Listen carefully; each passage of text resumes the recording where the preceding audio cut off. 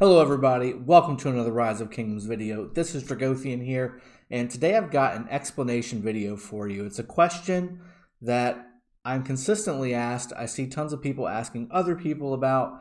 I wanted to make a video about it just so you guys are caught up on the why behind the what, on why mixed troop isn't as good as single type of troop army. So this is applying to armies as well as rallies.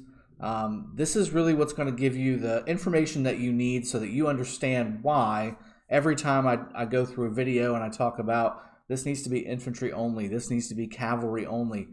This is why, okay? And before I jump into it, I just want to say thank you for those of you that have subscribed already to this channel. As you can see, we're going through tons of guides, tons of Lost Kingdom activity, all kinds of high-level content, Tier 5 stuff. And of course, we've got all the best tips, tricks, strategies, guides, all kinds of good stuff on this channel. If this is something that you're interested in, please hit that subscribe button and hit that notification bell so that you can be given a heads up whenever I put out a new video. That way you can be caught up on the latest and greatest. That being said, let's jump into it. And really what it boils down to, guys, is this.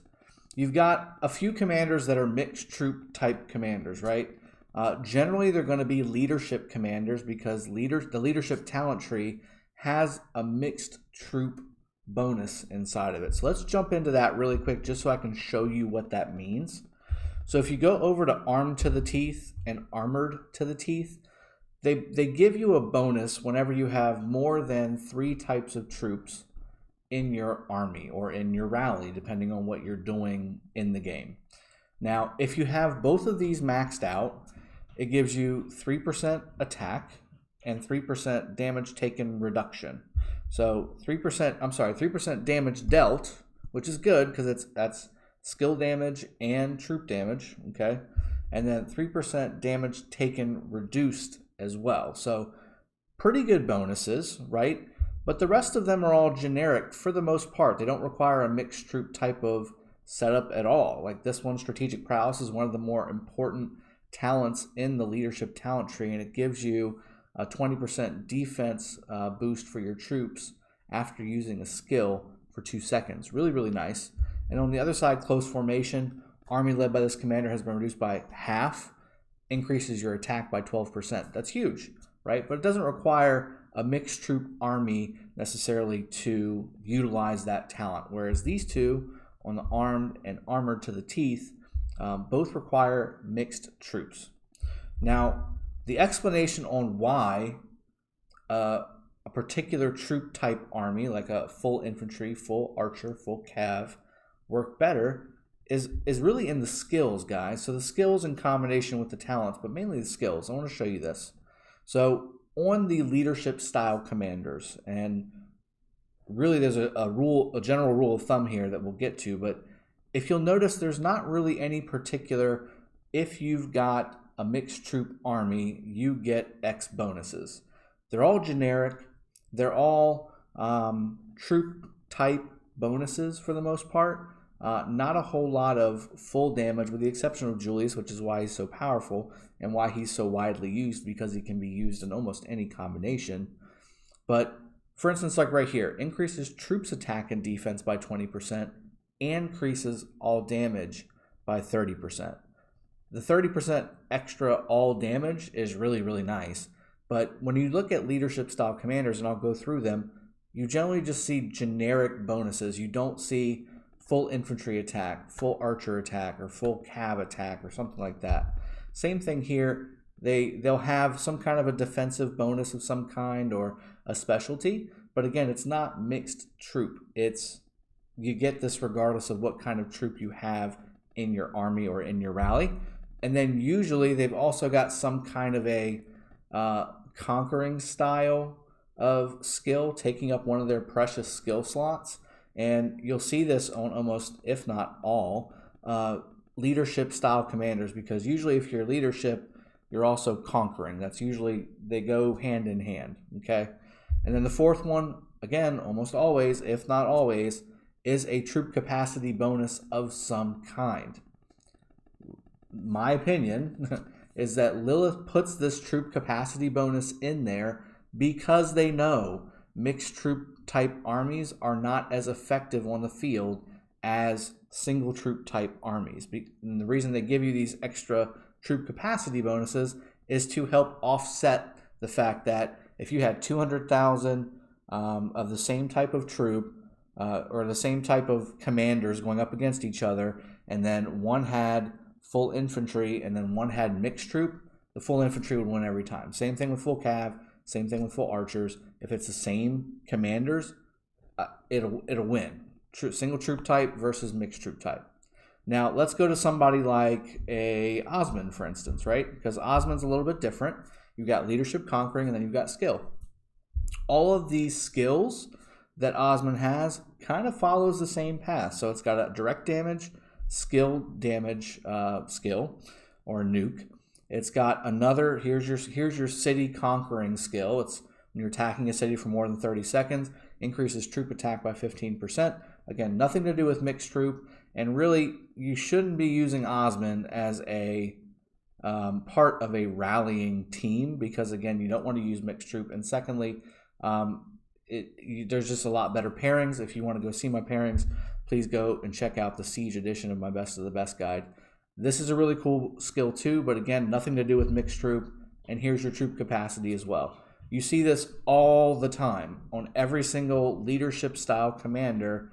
You get generic stuff. There's nothing very specialized with these types of commanders, which is why they're so nice when it comes to pairing for free to play, because you don't necessarily need to have the best of the best. Like for instance, if you go to a Richard, right, and you open up Richard, everything for the most part has to do with infantry. So when you look at your skills, right, you got 15% infantry attack and defense. You've got his specialized skill, which also does an additional damage to cavalry units if you have infantry in your army.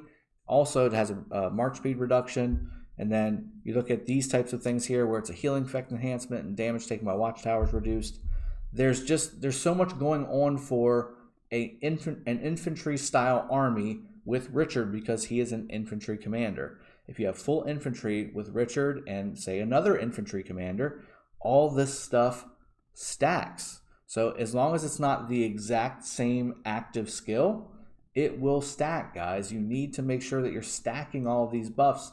That's how you're getting to 230% attack, defense, health for your infantry, your cavalry, your archers. That's how a Mina and Double C stack so well, because all of their skills merge together and all those numbers start adding up to the point where you have 50 or 60% more attack, defense, health, especially in the Lost Kingdom, where you get even more buffs.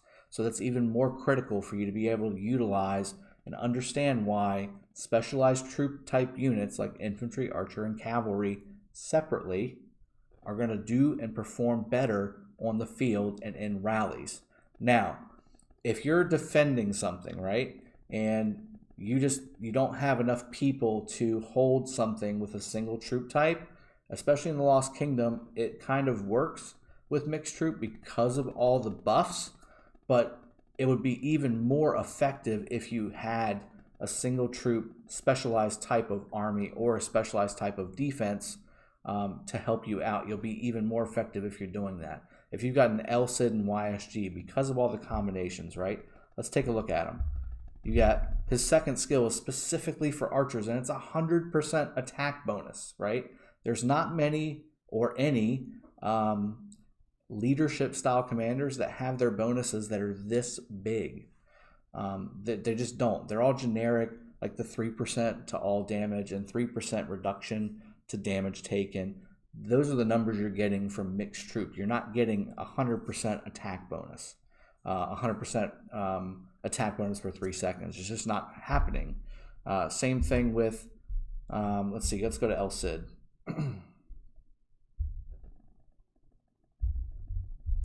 I need to level him up. Same thing here. Again, increases archers' units' defense by 20%. Archer march speed by 15%. Again, these things all stack, whereas with the generic mixed troop style commanders that are leadership conquering, again, there's nothing very specific about what you're doing, and it doesn't stack very well 9 times out of 10. Because if you were to stack, say, Julius and Barca, which is another big one that a lot of people use, especially if you're putting some money into the game. The only benefit, Barca's the only one that actually has a skill, and I'll show it to you in a second, that has a bonus for if you have more than one type of more than one type of troop in an army. Ethelfled does too, to a certain degree, although nobody has enough sculptures to unlock it just yet because she just came out. But even then, it's more to do with rallies than it is to do with just open field fighting. Okay, so the game is structured to be to where if you have the coordination and the troop count to have specialized troop style armies and rallies, you're going to be more effective. And this is the reason why they haven't given any of the leadership conquering style commanders specified bonuses to the degree that the infantry, archer, and cav commanders have gotten when it comes to bonuses to their damage, bonuses to their defense, their survivability, things like that. They've just given them a troop capacity bonus, which again is really helpful, but in real fights, in real battles, those extra 30,000 or 40,000 troops at max capacity aren't going to do anything whenever you're getting swarmed by 4 or 5 armies. You want to have specialized commanders, like if you had a Richard Charles or a Sun Tzu Richard or Sun Tzu Charles, those are going to serve you a lot better, even though they don't have as many troops. But if you get swarmed, you're going to stay up a lot longer, you're going to cause a lot more damage, there's a lot more things going on for you, and again, you can recoup that kind of thing faster because you have less troops to heal as well. So I'm hoping this is kind of all sinking in. Let me open up Barca really quick just to show you what I'm talking about when it comes to his special skill that he's got.